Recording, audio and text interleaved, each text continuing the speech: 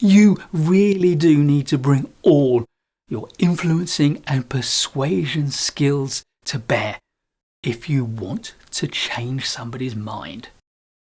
So in this video, I'll share my top 10 tips.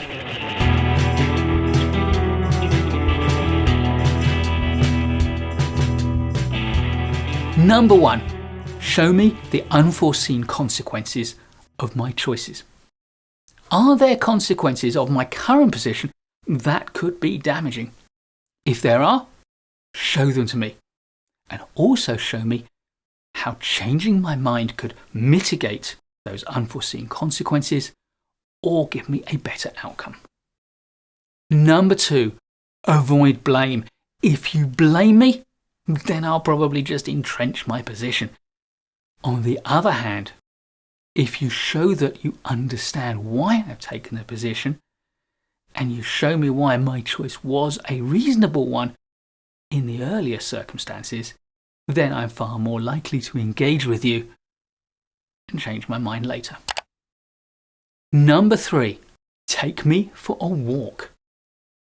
What sometimes happens is that we somehow unconsciously associate a position we take with a physical position in space. So if you move the body, you can also move the mind. Taking me to a different place could quite literally change my point of view. Getting my body moving will literally start getting my mind moving. Number 4, give me credit for your point of view. If your goal is to persuade, then credit is a secondary thing. Isn't it better that you persuade me and I get credit for it than you fail to persuade me after all? So, tell me how I influenced your thinking and give me all the credit for it. If you can make me feel that your perspective is consistent with something that I have said in the past or something that I have done in the past, then I'm going to feel a lot more comfortable adopting your point of view and a lot less comfortable sticking with mine. Number 5, show me that my position is inconsistent.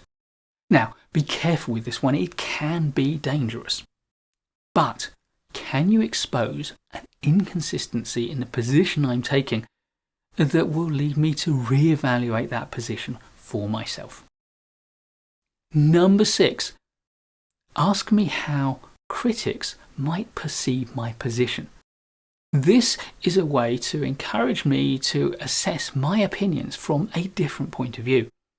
This way, I may spot a flaw for myself that you've spotted without you ever having to point to that flaw yourself. Number 7, stay committed. Your commitment to your point of view and your enthusiasm for it may be infectious. It may cause me to reevaluate my own thinking because of the confidence that you're portraying. Number 8, show me other people who oppose my interpretation. Engage social proof.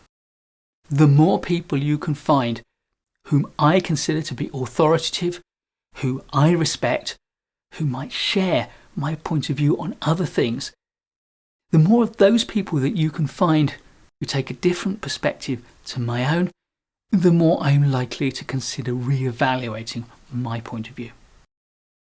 Number 9, introduce new information. If you want me to change my mind, the best way you can do it, particularly if I don't want to lose face, is to show me new information. That way I can say, quite honestly, if I'd had that information at the start, I would have formed a different position. Because it may well be true that the new information is relevant. But if you suspect that I want to change my mind, I know I should change my mind, but I am simply afraid of losing face, then giving me some small point of new information gives me a way to save face. It gives me a get out, a way that I can say, if you'd only told me that, clearly I would have said something different. That way I can portray my erroneous thinking as, at least in part, your fault. Number 10, make concessions yourself. If you want me to make a concession, then trigger my desire to reciprocate by making a concession of your own. You've made a concession, now it's my turn. And gradually I will start to change my mind.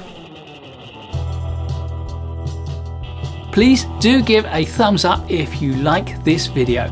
I'll be making loads more great management courses videos for you, so please do subscribe to the channel and hit the notification bell so you don't miss any of them. I look forward to seeing you in the next one, and in the meantime, keep learning.